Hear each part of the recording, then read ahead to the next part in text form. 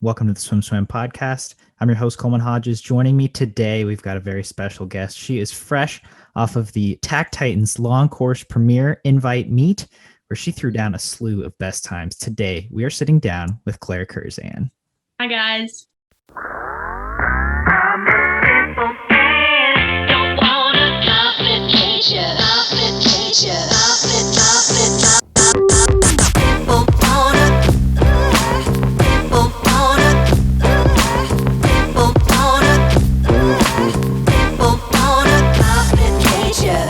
It's great talking to you. Obviously, the TAC Titans had a long course meet. You got to race a lot of events. Can you take me through the meet and how you thought it went for you? I thought the meet went really better than expected. If you guys would have seen me on Monday for practice the week before the meet, Bruce actually looked at me after the set and he was like, "Claire, just for this kick set, just warm down.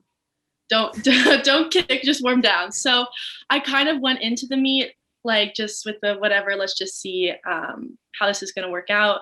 First long course meet back. So, I mean, the meet went way better than I could have ever anticipated. So that means Monday you weren't feeling so hot in the water. Oh, no, not at all. Not at all. Okay. What has training been like these last few weeks leading up to this meet?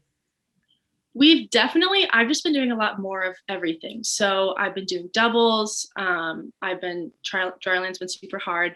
Aaron's been working us pretty good. Practices have been super hard. So just really preparing for trials as we're getting so close. Yeah. And then again, you said, kind of going into this meet, just let's see what we got. Take me through your first swim and what you kind of thought after that one. So I was really excited because normally 100 frees on the last day, so you're kind of tired, don't really want to swim it. So having it the first day was really exciting, and I was really ready for it. Torri is obviously an amazing freestyler, so I was also super pumped just to be next to her. And then being able to drop time in it, I was really happy with that swim, and it kind of, I feel like, set me up really well for the weekend and just made me excited to swim Saturday, Sunday. Yeah, obviously from our side, the big story was you were racing Torri so much in this weekend. How did you feel about that heading into the meet, knowing you were going to have at least a few different races with Torri? I was actually really excited. I haven't raced her, I think, since Budapest, which has been forever now. So I know she always puts up a good fight. So I was really excited just to be able to be next to her. She brings such a high level of competition to it. And she's also such a great person just to be around. So. Yeah. So you were 54.4 to Torri's 53.4 in that 100-meter freestyle. Best times for both of you. And then the next day is the 100 fly. Can you take me through that prelim swim? So I was just trying to have fun. I mean, we've been working on just really fly stroke counts and everything in practice just to kind of get everything down to the exact 10th of a second. So I was really happy with my prelim swim. That's the fastest I've ever been in prelims. And I think it just set me up really well for finals. Yeah. You said you've been working really hard in practice to get everything down, even to a 10th. Do you feel really in tune with your stroke and with those little details right now, even it being long course? Yeah. So with that being such a focus in my training, I think it's really comforting to know how kind of focused in I am on all that. And just being able to kind of see it pay off in the meets and actually work out how we train it in practice. It's really fun. Yeah. And then, this final swim was a stacked field. You had Torri, but then you had Alyssa Tetzlaff, Bailey Nero, who are post-grads based out of North Carolina. You had your teammate Charlotte Hook. You had a couple other in-cappers in there. I mean, it was a stacked field. How did you feel heading into that final heat? I'm always just nervous for those final races because you kind of work really hard for it and you really want to do well. And also just being next to all those high caliber swimmers, you just kind of want to like step up to their level. So I was nervous going in, and I was behind the timeline. So I was changing in my suit and I was the last one in the locker room. And I was like, my friend was in there with me. I was like, no, you have to stay. Like, I need someone just like calm me down so I don't miss my event. So that kind of got my adrenaline pumping before the race and didn't really let me think about it or worry about it too much, and just kind of set me up good for it. Yeah. And then again, you mentioned the details heading into that finals race. What were you focusing on specifically in that race execution? So Bruce has been working a lot on like stroke counts and stroke rates with me. So the last 50, we've been trying to get it under 30. So I was really excited to be able to see the 29.9 for my second 50. The, that is really exciting for everyone involved, I think. Uh, 29.99 coming home. You're 56.20. That puts you at the number two American performer all time behind Dana Vollmer. Has that even set in yet, or did that set in at a certain point that night? It still hasn't really fully set in. It definitely did not set in right after the race. I got out and I was like, oh, like I did a good back half. I'm proud of myself. And then I went to the warm down pool and I was chatting with my friends and I didn't even realize what I went. I was like, wait, what was my final time? I don't even know. So it's just kind of been snowballing of like what I've been learning about that swim. And I don't know, it's just been really fun about it. You didn't even know what you went. No, I didn't. Were you, when you did learn what you went, were you surprised? Yes, because in my head, after the 100 free swim, I kind of knew I was going to drop time. Like I was hoping I was going to go 56. But I thought like 56.4, like 56.5. I didn't really expect 56.2. So Did that swim feel easy? Did it feel hard? You know, did you finish and you're like, oh, that was a good back half, but like, whew. surprisingly, no. Like I was pretty energized after it. It hurt, but I didn't feel that bad. So that was nice. That is nice. And you mentioned it has snowballed, the amount you've learned about that swim since then. Obviously, besides what I just said, what else have you learned about that swim? I learned that it was a junior world record, which was just kind of crazy to think about. And I learned that it was a national age group record and a US Open record. So Yeah, that's a lot. yeah. um, I mean, I know for a lot of people when they have big swims like that, it's kind of it can unsettle you in the way of like really energize you, and then you might have trouble sleeping or focusing or moving on to the next swim. Did any of that happen for you after that swim? Like after, like you said, that it started snowballing? Mhm. I wouldn't say it really did that. Like it did a lot to like kind of make me excited for trials and just kind of assure me that like my training's paying off and I'm really seeing those results. But I think it hasn't really done anything else other than that. So that's nice. Yeah.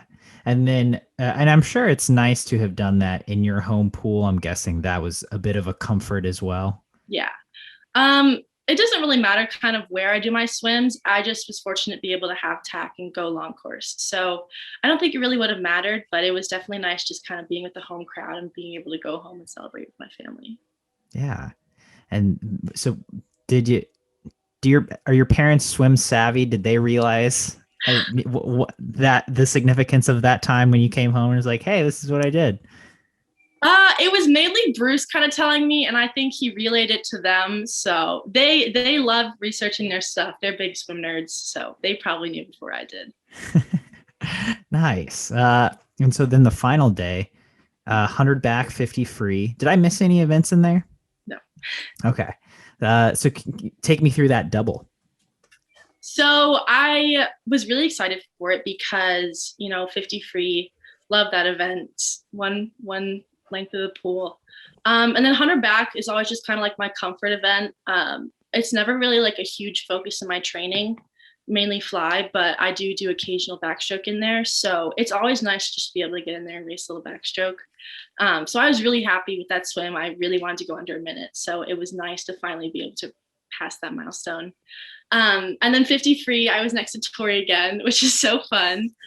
We actually tied in prelims and then we tied again in finals, which is ridiculous. And I was just really happy with both swims. The like you said, 100 back, getting under a minute is a huge milestone in the long course event, and you blew that one out of the water at 59.3. Uh, how did was that swim surprising to you as well? Just not only to get under a minute, but to really get under a minute? I think a little part of me knew like I had to go under a minute because I've been 100 for so long. But I didn't think I was going to go 59.3. So I was really happy that I was so far under that. Yeah, that seems really exciting. And then in finals, you and Tori tied, but you ended up getting disqualified for underwatering a little too far. Is that right? Mm-hmm. Was that a frustration, especially considering you talked about working on those little details so much? I mean, it's hard to see, but stuff like that happens. So it's not really a big deal. I just kind of know that I can go that time. So I think that's the biggest piece of knowledge to take away from it. But I think now it's good because it's kind of a learning experience. I'd rather it happen at that meet instead of somewhere like trials. So I'm probably going to focus on it more now, just to make sure that I'm keeping my underwater kicks fast. Yeah. And like you said, you and Tori tied in prelims, you tied in finals. You had two other pretty titanic battles or races. And you guys are friends. Did you get to talk at all throughout the weekend, at the end of the weekend, and kind of talk about takeaways you both had from the meet? We never really had like a lot of time alone, but little like snippets in the ready room. And then we talked a little bit after the Hunter Fly, which was really fun. Just kind of saying, great job. You did so amazing. Thank you so much for pushing me. So, Yeah, nice. And so then, just moving forward, what are you thinking now? What's the plan after not feeling so great this week, but then having a meet like this? I'm hoping Bruce still lets me taper for trials because the last two non-taper meets I've done pretty well. So fingers crossed for that. But I think I'm really excited to just be able to get like a substantial amount of rest just to kind of see how good I can feel and how fast I can go. Yeah, obviously you're still on the younger side for swimming, but you've had your fair share of taper meets and experience just with resting.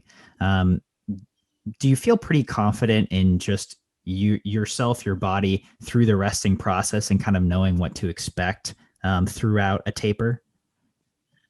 Um, I've actually just kind of started to relearn it. With training, make like it being so hard. I've just been really tired all the time. So when you finally kind of get that rest, you kind of dip down to like feeling weird, but then you finally like get your stroke. So just kind of learning to not freak out when you feel horrible, and just wait for it to come because it always comes at the right time. So Yeah. In the past, when you've rested for big meets, and especially a meet like World Junior Championships, which was kind of a double taper situation, what do you feel like did work for you throughout that process? I think making sure for the double taper, it was really nice to come back up, to come back down. I think it was difficult because we might have came down a little too much before nationals. So it made it harder to do that double taper going into World Juniors. So I think making sure to prepare for that time beforehand, that you're not tapering too early, because I think that's a little bit harder when you get into the later of the week. Yeah.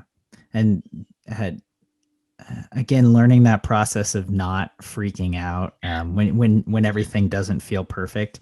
Do you feel like this meet gave you some good experience in that field, especially considering where you were at the beginning of the week? I think it really did because I was nervous. Like I could not explain to you how bad I felt Monday, but it came around Friday. My fly was feeling good, and so it just made me excited and it kind of calmed me down. Nice. Well, Claire, I really appreciate you taking the time to sit down and chat today. It was great catching up, and Thank again, you. from a media perspective, great seeing the results you put up last weekend. Any parting thoughts before we sign off? Just thank you for having me. I always have a blast on here.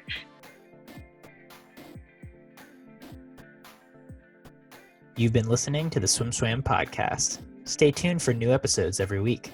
You can take SwimSwam podcasts on the go by subscribing on your favorite podcast platform. Look for links in the description below, and be sure to subscribe to our YouTube channel for more videos as well.